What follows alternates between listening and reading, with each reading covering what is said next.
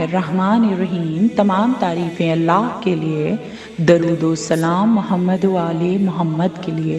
اللہم صلی علی محمد و آل محمد۔ بسم اللہ الرحمن الرحیم۔ تمام تعریفیں اللہ کے لیے، درود و سلام محمد و آل محمد کے لیے۔ اللہم صلی علی محمد و آل محمد۔ 1444 ہجری 15 ماہ رمضان المبارک، نزول و ظہور پر نور امام حسن مجتبیٰ علیہ السلام آپ سب کو بہت بہت مبارک ہو۔ رسول اللہ صلی اللہ علیہ وآلہ وسلم نے اس ماہ مبارک میں، ماہ کامل میں، اپنے آنے والے بیٹے امام حسن مجتبیٰ علیہ السلام کی آمد پر مدینہ منورہ کو مزید چراغاں سے روشن فرما دیا تھا۔ آپ اس قدر خوش تھے کیونکہ وہ آیا ہے جو تفسیر سورہ کوثر بھی ہے اور وجہ درود بھی ہے۔ آسمان سے فرشتے اور آپ کے تمام اصحاب و انصار آپ کے پاس آپ کے بڑے بیٹے کی آمد پر مبارکباد دینے کے لیے حاضر ہو رہے تھے۔ آپ نے آغوش میں اپنے بیٹے، اپنے بڑے نواسے حسن مجتبیٰ علیہ السلام کو اٹھا رکھا تھا اور آپ فرحت و مسرت کے ساتھ مبارکباد کو وصول بھی کر رہے تھے اور بدلے میں سب کے لیے خیر کی دعا بھی فرما رہے تھے۔ جیسے ہی شہزادے کی اس دنیا میں آمد ہوئی تو کیا کہنا کہ آپ کی والدہ گرامی حضرت فاطمہ زہرا سلام اللہ علیہا، جو بطول عذرا ہیں، جو مطہرہ بی بی ہیں، وقت ظہر شہزادے کا ظہور ہوا اور وقت عصر بطول بی بی مصلی عبادت پر تھیں۔ ماں حالت تشہد میں تھی اور بیٹا مولود حالت سجدہ میں تھا۔ کیا کہنے، سبحان اللہ۔ اور پھر اس مولود کو رسول اللہ صلی اللہ علیہ وآلہ وسلم نے سب سے پہلے اپنی آغوش میں لیا اور ایک سفید کپڑے میں لپیٹ لیا۔ سب سے پہلے دونوں کانوں میں اذان و اقامت کہی، اس کے بعد شہزادہ امن کو اپنی زبان چسائی جو ان کی پہلی غذا قرار پائی، اور دونوں کانوں کو چھید کر دو دور پہنائے، اور جب نام رکھنے کا معاملہ آیا تو آسمان سے جبریل امین نازل ہوئے اور انہوں نے کہا کہ پروردگار عالم نے بعد تحفہ درود و سلام یہ وہی بھیجوائی ہے کہ جس طرح علی کو آپ سے وہی نسبت ہے جو موسیٰ علیہ السلام سے جناب ہارون کو تھی، تو اسی کے تحت ان کے بچوں کے نام وہی رکھے جائیں جو حضرت ہارون علیہ السلام کے بچوں کے نام تھے۔ جیسے عبرانی زبان میں شبر، شبیر اور مبشر نام تھے، انہی ناموں کا ترجمہ اگر عربی زبان میں کیا جائے تو نام حسن، حسین اور محسن رکھے جائیں گے۔ آپ نے اپنے بڑے نواسے کا نام حسن مجتبیٰ علیہ السلام بذریعہ وحی تجویز فرمایا۔ اسی گہوارے میں جو شہزادی کونین ملکہ عالمین کے لیے جنت سے آیا تھا، اس میں شہزادے کو لٹا دیا۔ شہزادے کی آمد پر میں مبارکباد پیش کرتی ہوں۔ یہ وہ شہزادہ ہے کہ تفسیر قرآن بحوالہ معصومین علیہ السلام کے تحت جن صورتوں کی تفسیر میں نے اب تک آپ کے سامنے پیش کی، تو کیا لطف ہے کہ اگر قرآن ناطق اور قرآن صامت کا ذکر ساتھ ساتھ ہو جائے۔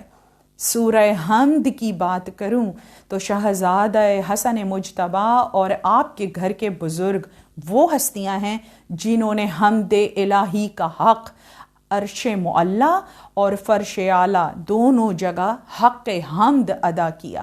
یہ وہ ہستیاں ہیں جنہوں نے سب سے پہلے پروردگار عالم کی حمد بجا لائے کہ سبحان اللہ والحمد للہ ولا الہ الا اللہ واللہ اکبر کی تسبیح عرش پر بھی اور زمین پر فرش اعلیٰ پر بھی حق حمد ادا کیا۔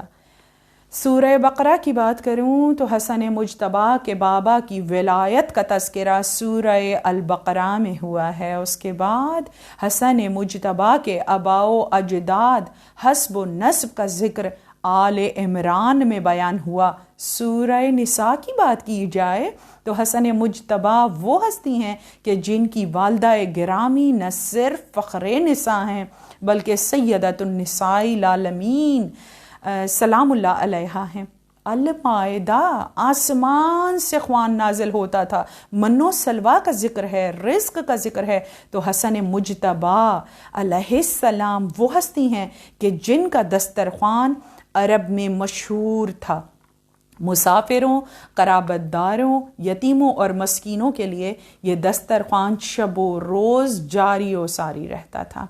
الاعراف، الانعام، انفال اور سورہ برات کی جب میں بات کروں اس کی تفسیر، تو یہ وہ صورتیں ہیں کہ جس میں حسن مجتبی کا بابا ہے جو بدر کا فاتح بھی ہے، اور یہ وہ ہستی ہے کہ جنہوں نے فتح مکہ کے وقت سورہ برات کی تلاوت بھی کی، اور دوش رسول کے سوار فتح مکہ پر بتوں کو توڑنے والا بت شکن حسن مجتبی علیہ السلام کے بابا علی مرتضیٰ ہیں۔ اور پھر اس کے بعد یہ پنجتن پاک علیہ السلام وہ ہستیاں ہیں جو سورہ یونس ہو یا سورہ ہود ہو، جناب صالح کا قصہ ہو، حضرت نوح کی بات کروں یا حضرت شعیب کی بات کروں، میں جس نبی پر کی زندگی سوانح حیات پر بھی نگاہ ڈالوں، قرآنی قصوں پر اگر ہم جن کا تجزیہ کریں تو تمام انبیاء بوسیلہ پنجتن پاک علیہ السلام پروردگار عالم کے حضور بخشش طلب کرتے دکھائی دیتے ہیں۔ اور سورہ یوسف کا کیا کہنا، یہ تو 14 کا قصہ ہے کہ جس میں 4 معصومین کے عدد کے مطابق 14 کا ذکر آیا، اور قصص الانبیاء نے قصص القرآن کہلایا، قرآن کا سب سے خوبصورت قصہ کہلایا، جس میں 14 کی بات ہے، جناب یعقوب، ان کی زوجہ جناب راحیل اور ان کے 12 بیٹے ملا کر 14 ہوئے۔ قرآن کا خوبصورت ترین قصہ یہ 14 کی بات ہے۔ اور پھر ان تمام صورتوں کے بعد سورہ رعد، جس میں برق کا ذکر ہے، الرعد و برق، اور حسن مجتبی علیہ السلام نے فرمایا کہ بادلوں کی گرج میں میرے بابا علی مرتضیٰ علیہ السلام کا لہجہ ہے، یہ جو بجلی چمکتی ہے، یہ جو بادل گرجتے ہیں، یہ میرے بابا علی مرتضیٰ علیہ السلام کا لہجہ ہی تو ہے۔ اور سورہ رعد کے بعد جب میں سورہ ابراہیم کی تفسیر کی جانب آؤں گی تو وہاں پر بھی تو حسن مجتبی علیہ السلام کے آباء و اجداد کا تذکرہ دکھائی دیتا ہے کہ جب حضرت ابراہیم علیہ السلام کو امامت کا درجہ ملا، امامت کا مرتبہ ملا، تو آپ نے کہا کہ یہ عہدہ میری اولاد میں بھی جائے، تو یہ اولاد جو ہے وہ حسن مجتبی علیہ السلام اور ان کے بزرگ ہیں۔ اب آج میں آپ کے سامنے سورہ ہجر کا ذکر کروں گی۔ دیکھیے، ہے سے ہی حسن ہے اور ہے سے ہی سورہ ہجر، یعنی دونوں کا جو حرف ہیں وہ ایک ہی ہیں۔ قرآن مجید وہ شمع ہے جس کی لو کبھی مدھم نہیں ہوتی، یہ وہ قرآن مجید وہ کلام ہے جو سراپائے نور ہے، جس کی قندیلیں کبھی گل نہیں ہوتی، ایسا چراغ ہے کہ جس کی لو کبھی خاموش نہیں ہوتی۔ کلام الہی میں پروردگار عالم نے رسول اللہ صلی اللہ علیہ وآلہ وسلم کی آنکھوں، آپ کے اذن مبارک، آپ کے دہن مبارک اور آپ کے قلب مبارک کی تعریف کرتے ہوئے ارشاد فرمایا کہ اے محمد مصطفیٰ صلی اللہ علیہ وآلہ وسلم، میں نے آپ کی آنکھوں کو کس قدر خوبصورت بنایا ہے، آپ کے کانوں کو، آپ کے دہن مبارک اور آپ کے قلب کو کس قدر حسین بنایا ہے۔ یہ وہ اعضاء ہیں جو حصول علم کے کام آتے ہیں۔ رسول اللہ صلی اللہ علیہ وآلہ وسلم نے انہی اعضاء کے بارے میں ارشاد فرمایا کہ حسن و حسین میری 2 آنکھیں ہیں، علی میرے 2 سننے والے کان اور بولنے والی زبان ہے، اور میری بیٹی فاطمہ زہرا سلام اللہ علیہا میرا قلب ہے، جہاں علم جذب ہوتا ہے۔ اور اسی علم کے اظہار میں آپ نے فرمایا کہ میرے بعد میرے 12 جانشین میرے علم کے وارث ہوں گے، اور اس کا اظہار آپ نے اپنی زندگی میں بھی فرمایا کہ ایک بار آپ مسجد نبوی میں تشریف فرماتے، آپ کی آغوش میں آپ کے نواسے تشریف فرماتے کہ اسی عالم میں حضرت خضر علیہ السلام جو ہیں وہ مسجد نبوی میں داخل ہوئے، اور انہوں نے رسول اللہ صلی اللہ علیہ وآلہ وسلم کی خدمت میں درود و سلام بھیجا، اس کے بعد وہ تشریف فرما ہوئے اور انہوں نے سوال کیا، یا رسول اللہ صلی اللہ علیہ وآلہ وسلم یہ تو بتائیے کہ دنیا میں سب سے سخت ترین شے کیا ہے؟ تو امام حسن مجتبیٰ علیہ السلام سے رسول اللہ نے فرمایا کہ اس بات کا جواب حسن تم دو گے۔ اسی وقت امام حسن مجتبیٰ علیہ السلام جو ہیں وہ منبر رسول پر تشریف لے گئے اور تشریف فرما ہوئے، اور آپ نے فرمانا شروع کیا کہ دنیا میں سب سے سخت ترین چیز جو ہے وہ پتھر ہے، اور پھر آپ نے فرمایا کہ مگر لوہا اس سے بھی زیادہ سخت ہے جو پتھر کو بھی کاٹ سکتا ہے، مگر لوہے سے زیادہ سخت تو آگ ہے جو لوہے کو بھی پگھلا کر موم کر دیتی ہے، اور آگ سے زیادہ سخت جو ہے وہ پانی ہے جو آگ کو بھی بجھا دیتا ہے، اور پانی سے زیادہ سخت جو ہے وہ بادل ہے جو اپنے اندر پانی کو لیے ہوئے آسمان پر پرواز کرتا ہے، پانی کو لے کر اڑائے پھرتا ہے، اور اس بادل سے بھی زیادہ جو ہے وہ ہوا سخت ہے جو اپنے دوش پر بادل کو اڑائے پھرتی ہے، اور اس سے بھی زیادہ سخت وہ موکل، وہ فرشتہ ہے جو ہوا کو اڑانے پر مأمور ہے، اور اس سے بھی زیادہ سخت جو ہے وہ اللہ کا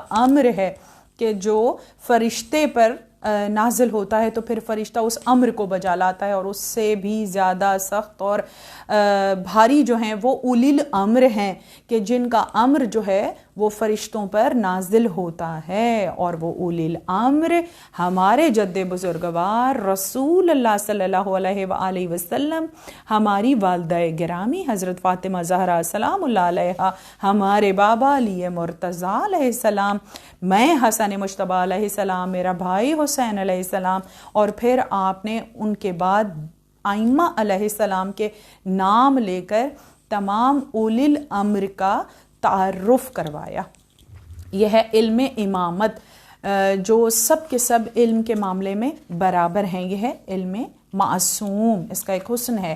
اور جو سورت میں آپ کے سامنے تلاوت کرنے جا رہی ہوں یہ 6 رکوع اور 99 آیات پر مشتمل ہے، مکہ مکرمہ میں نازل ہوئی، اور اس کی فضیلت اور اس میں کیا مضامین ہیں کہ امام نے فرمایا کہ جو شخص نماز 2 رکعت ادا کرے، پہلی رکعت میں سورہ فاتحہ کے بعد سورہ ابراہیم اور دوسری رکعت میں سورہ فاتحہ کے بعد سورہ حجر پڑھے گا تو وہ کبھی مفلس نہیں ہوگا، اسے دیوانگی اور اس پر کبھی بھی آزمائش نہیں آئے گی۔ اور پھر رسول اللہ صلی اللہ علیہ وآلہ وسلم نے فرمایا کہ جو شخص بھی سورہ حجر کی تلاوت کرے گا اللہ تعالیٰ اسے نیکیاں عطا فرمائے۔ سورہ حجر قرآن مجید میں جمع آوری کے لحاظ سے 15واں اور نزول کے لحاظ سے 53واں سورہ ہے جو مکہ مکرمہ میں نازل ہوا۔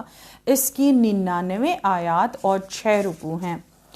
سورہ حجر میں نے آپ سے پہلے بتایا کہ قرآن صامت سے ناطق کو اگر جوڑا جائے تو ہے سے حسن مجتبیٰ اور ہے سے حجر ہے۔ اب اس کی کچھ ابتدائی آیات اور پھر اس کا ترجمہ اور تفسیر، پھر ہم دیکھتے ہیں کہ آگے کون سی مماثلت پائی جاتی ہے۔ اس سورت کی ایک خاصیت آپ کو بتا دوں، اس کی تلاوت میں بہت لطف ہے اور اس کا پڑھنا بھی بے حد ثواب ہے۔ جو شخص بھی سورہ حجر کی تلاوت کر کے کہیں جائے تو وہ قابل عزت ہوگا، معاشرے میں اس کو ہمیشہ بلند مقام ملے گا۔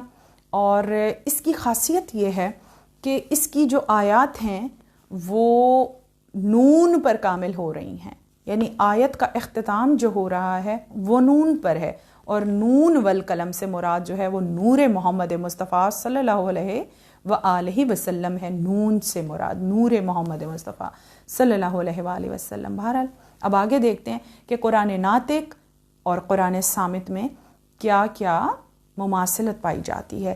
جیسے اس کی پہلی آیت، اب میں آپ کے سامنے کچھ آیات ترجمہ اور تفسیر پیش کروں گی۔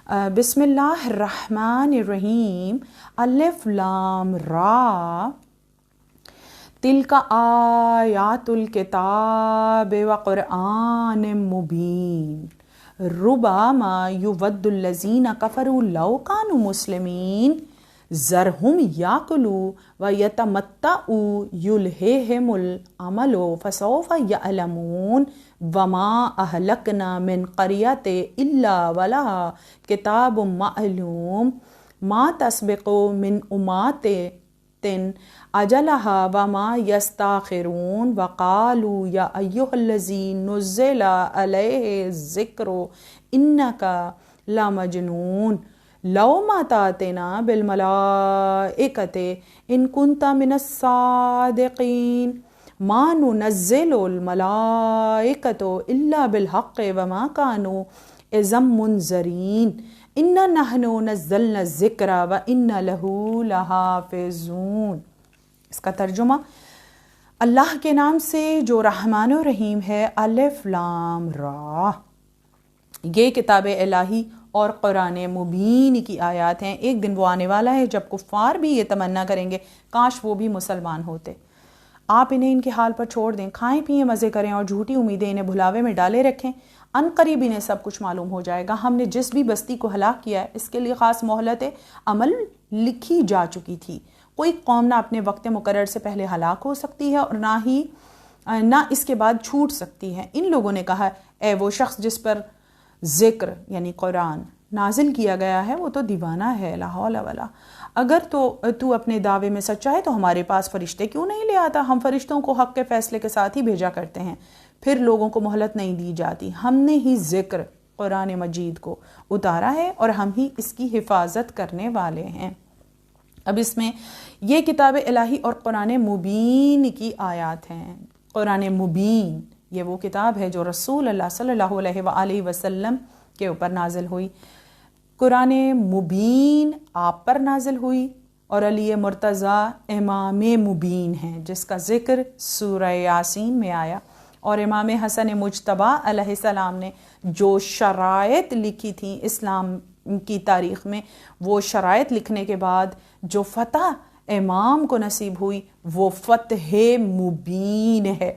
तो ये तीनों मुबीनें जो हैं ये कुरान नातिक और सामित में एक जैसी हैं। ये मुबीन जो है ये चाहे कुरान मुबीन की मुबीन हो या इमाम मुबीन में मुबीन आए या फिर सुलह मुबीन हो, इसका ताल्लुक़ मोहम्मद वाले मोहम्मद से है और सुलह मुबीन हसन मुज्तबा अलैहिस्सलाम से मंसूब है। अब इसकी पहली आयत है कि क़यामत के दिन काफ़िर भी मुसलमान होने की तमन्ना करेंगे। बिल्कुल, इमाम ने फरमाया क़यामत के दिन एक मनादी निदा करेगा जिसे तमाम अहले महशर सुनेंगे। वो कहेगा जन्नत में सिर्फ मुस्लिम ही दाखिल हो सकता है। इस वक्त तमाम कुफ़ार हसरत से इस ख्वाहिश का इज़हार करेंगे काश वो भी मुस्लिम होते। रसूल अल्लाह सल्लल्लाहु अलैहि वसल्लम ने इरशाद फरमाया, गुनाहगार दोज़ख में जाएंगे, इनमें कुछ गुनाहगार अहले क़िबला भी शामिल होंगे। दोज़ख में कुफ़ार मुसलमानों से कहेंगे क्या तुम मुसलमान नहीं थे? वो कहेंगे हाँ हम मुसलमान थे। काफ़िर कहेंगे लेकिन तुम्हारे इस्लाम ने तुम्हें कोई फ़ायदा नहीं दिया, तुम भी तो हमारे साथ दोज़ख में हो। मुसलमान कहेंगे हमने ज़िंदगी में गुनाह किए थे जिसकी वजह से खुदा ने हमारी गिरफ्त की है। जब अल्लाह ये गुफ्तगू सुनेगा, हुक्म जारी करेगा तमाम मुसलमानों को दोज़ख से निकाल दो।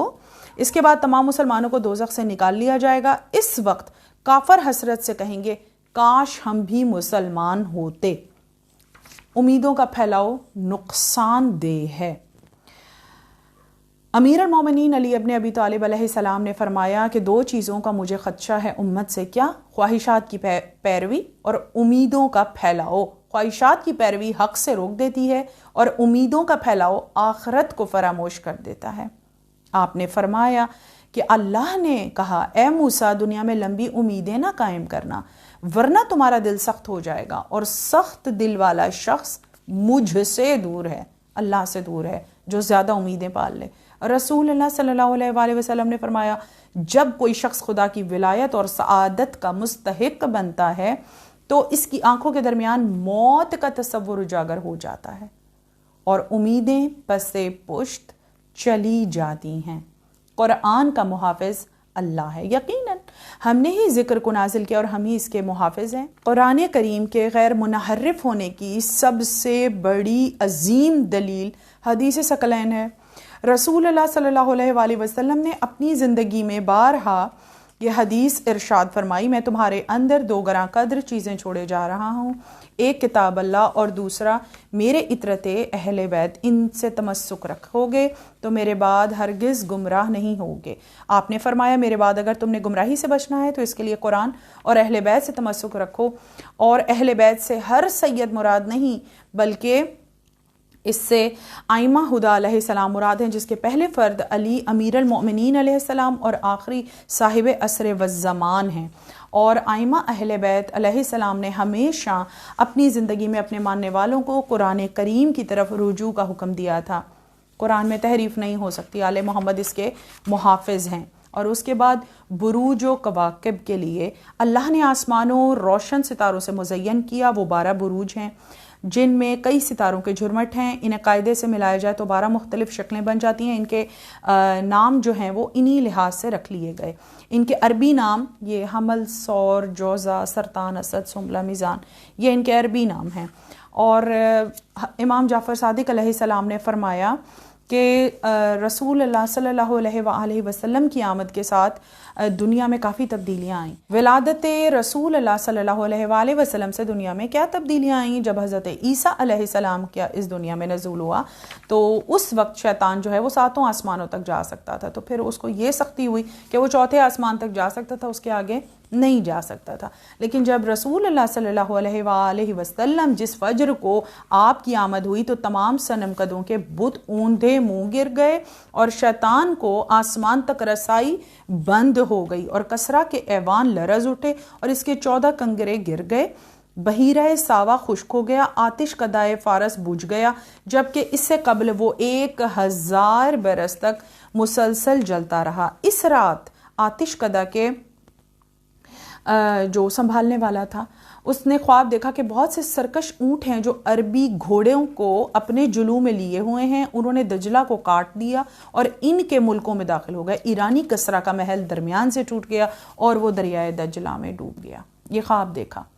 رسول اللہ کی آمد کے ساتھ حجاز سے تیز روشنی نمودار ہوئی، سبحان اللہ، جو تمام بلاد مشرق تک پہنچی۔ دنیا کے ہر بادشاہ کا تخت الٹ گیا۔ ولادت کے دن تمام بادشاہوں کی قوت گویائی جواب دے گئی، کوئی بول نہیں سکتا تھا بادشاہ، اور کاہنوں کا علم باطل ہو گیا، جادوگروں کے جادو بے اثر۔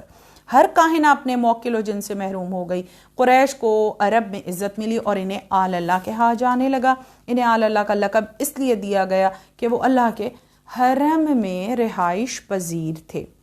حضرت آمنہ علیہ السلام کا بیان ہے، جب میرا بیٹا میرے سے نور برآمد ہوا تو میں نے اپنے دونوں ہاتھ زمین پر رکھے، پھر سر اٹھا کر آسمان کی جانب دیکھا، میرے جسم سے ایسا نور برآمد ہوا جس سے ماشاءاللہ ہر چیز چمک اٹھی۔ اللہم صلی علی محمد وعلی محمد۔ اس روشنی میں کسی کہنے والے کو میں نے یہ کہتے ہوئے سنا، اے آمنہ، تو تمام انسانوں کے سردار کی ماں ہے اور اس کا نام محمد رکھ اور اسے عبد المطلب کے پاس لے جا تاکہ وہ اپنے پوتے کا دیدار کر سکیں۔ حضرت آمنہ اپنے بیٹے کو لے کر جناب عبد المطلب کے پاس آئیں۔ انہوں نے جب آپ کو گود میں لیا تو انہوں نے فرمایا، ساری حمد اللہ کے لیے مخصوص ہے جس نے مجھے یہ طیب و طاہر فرزند عطا کیا جو مہد میں رہ کر تمام بچوں کا سردار ہے۔ پھر عبد المطلب نے انہیں ارکان کعبہ کی پناہ میں دیا اور ان کے متعلق انہوں نے اشعار پڑھے۔ ابلیس لعین نے ایک زوردار چیخ ماری، اس کی آواز سن کر تمام چیلے اس کے پاس جمع ہو گئے اور انہوں نے کہا، اے ہمارے آقا، آپ اتنے پریشان کیوں ہیں؟ ابلیس اتنا پریشان کیوں ہوا تھا؟ اس نے کہا کہ تم ہلاک ہو جاؤ گے۔ آج رات سے آسمانوں اور زمین کا رنگ بدل گیا۔ حضرت عیسیٰ کے اٹھائے جانے کے بعد سے لے کر آج تک اتنا بڑا واقعہ کبھی رونما نہیں ہوا۔ جاؤ چکر لگا کر معلوم کرو کہ یہ کیسا واقعہ ظہور پذیر ہوا۔ شیطانی چیلے ہر طرف گئے لیکن انہیں کبھی بھی کوئی بات دکھائی نہیں دی۔ انہوں نے واپس آ کر ابلیس سے کہا، ہمیں تو کچھ دکھائی نہیں دیتا۔ ابلیس نے کہا، تمہارا کام نہیں، اب میں خود ہی اسے تلاش کرتا ہوں۔ اس نے پوری روئے زمین کا چکر لگایا، حرم میں آیا تو حرم پر فرشتوں کا پہرا لگا تھا۔ اس نے اندر داخل ہونے کا ارادہ کیا تو ملائکہ نے اسے سختی سے روک دیا۔ اس نے ایک پرندے کی شکل اختیار کی اور ہیرا کی طرف سے داخل ہوا۔ جبریل امین نے اس سے کہا، تجھ پر خدا کی لعنت ہو، کیا کرنے آیا ہے؟ شیطان پر لعنت بھیجی۔ اس نے کہا، جبریل مجھے بتاؤ آج رات کون سا واقعہ ہونے والا ہے؟ جبریل نے کہا، محمد مصطفیٰ صلی اللہ علیہ وآلہ وسلم کی آمد ہوئی ہے۔ سبحان اللہ، اللہم صلی علی محمد وآلہ محمد۔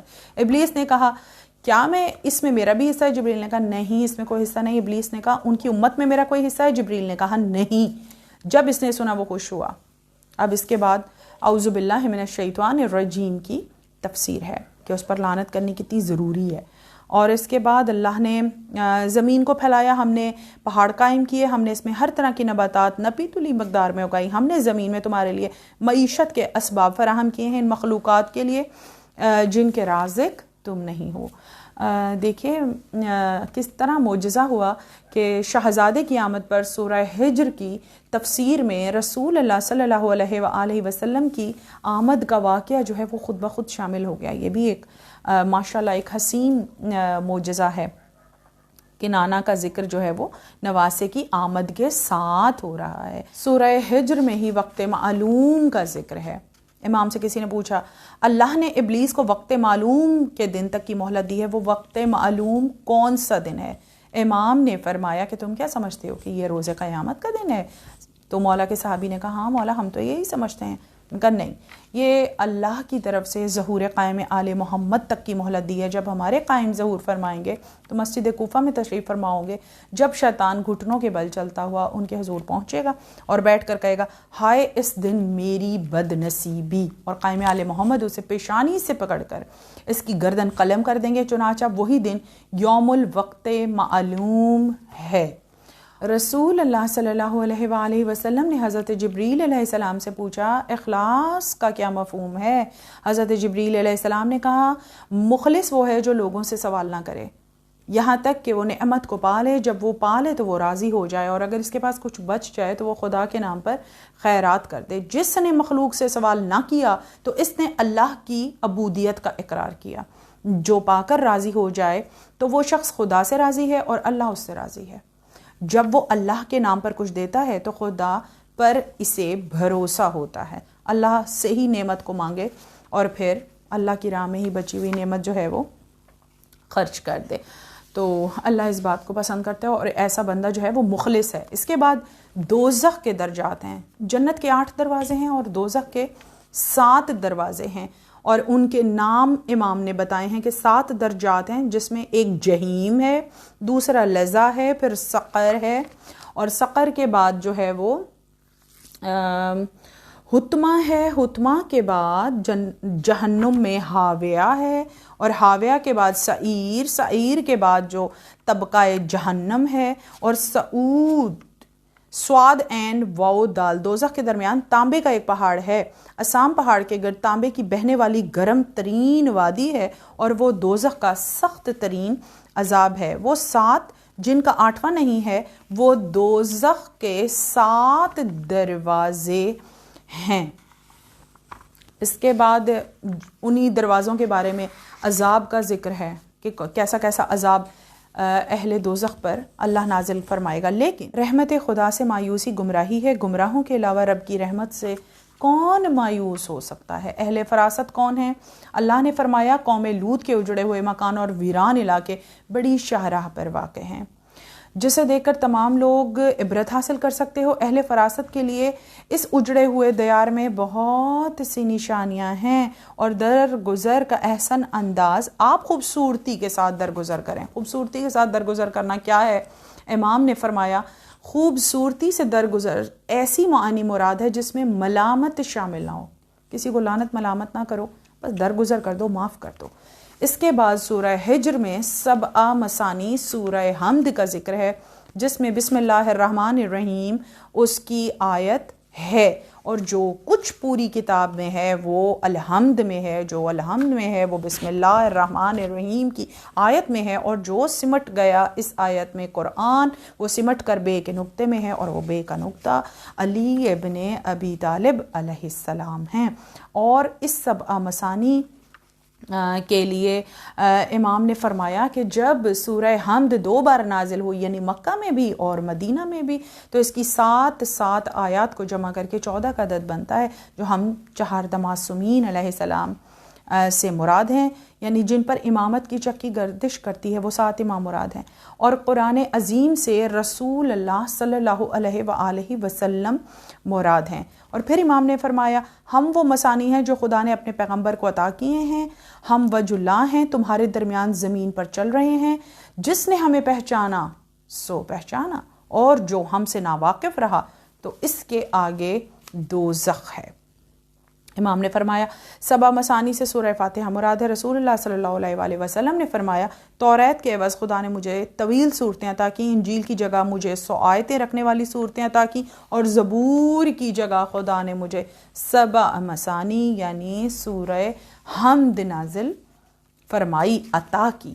آپ نے فرمایا خدا نے قرآن عطا کیا اور اس کے باوجود یہ سمجھے کہ کسی اور کو اس سے افضل نعمت عطا کی تو اس نے اس عظیم نعمت کو معمولی سمجھا اور معمولی چیز کو عظیم سمجھا۔ قرآن عظیم ترین کتاب ہے اور اس میں سبع مثانی عظیم کتاب ہے۔ اس متاع دنیا کی طرف آنکھ اٹھا کر نہ دیکھیں جو ہم نے ان میں سے مختلف لوگوں کو دے رکھی ہے، اور ان کے حال پر اپنا دل نہ کڑھائیں اور اپنے شانوں کو صاحبان ایمان کے لیے جھکائے رکھیں۔ رسول اللہ صلی اللہ علیہ وآلہ وسلم نے کو کھل کر تبلیغ رسالت کرنے کا حکم ہوا تھا 3 سال بعد۔ پہلے آپ جب اسلام کا پیغام آپ نے اپنے قریبی گھر والوں اور رشتہ داروں کو دیا، اور آپ کے ساتھ حضرت علی علیہ السلام، جناب خدیجۃ الکبریٰ نماز پڑھتی تھیں، اس کے بعد مولا کائنات کے باقی بھائی جناب جعفر شامل ہوئے آپ کے ساتھ، اور اس کے بعد جو ہے وہ حضرت ابو طالب جو ہے وہ آپ کی حفاظت فرماتے تھے، اور ان کے بیٹے جو ہیں وہ آپ کے ہمراہ نماز ادا کرتے تھے، اور اسی طرح اس کا ذکر ہے۔ اور پھر آخری آیت میں تنگی سینے کا علاج۔ ہم جانتے ہیں کہ جو کچھ یہ لوگ باتیں بنا رہے ہیں اس سے آپ کو سینے میں تنگی محسوس ہوتی ہے۔ آپ اپنے رب کی حمد کے ساتھ تسبیح کریں، سجدہ گزاروں میں شامل ہو جائیں، اور آپ موت سے آنے تک اپنے رب کی عبادت کرتے رہیں۔ کفار و مشرکین کے طعنے اور ان کی اذیت بھری باتیں سن کر حضرت صلی اللہ علیہ وآلہ وسلم کو سینے میں تنگی محسوس ہوتی تھی۔ اللہ نے اس کے علاج کے لیے آپ کو 3 امور کا حکم دیا۔ آپ اپنے رب کی حمد کے ساتھ تسبیح کریں، نماز پڑھیں، آیہ مجید کے ظاہری الفاظ میں آپ کو حکم دیا گیا ہے آپ سجدہ گزاروں میں شامل ہو جائیں، کی وجہ یہ ہے کہ سجدہ نماز کا بلند ترین رکن ہے۔ موت وارد ہونے تک اللہ کی بندگی کرتے رہیں۔ اس کے بعد جو صبر کرتا ہے اسے تھوڑے ہی عرصے کے لیے صبر کرنا پڑتا ہے، اور اس کے بعد نماز گزاروں میں شامل رہیں۔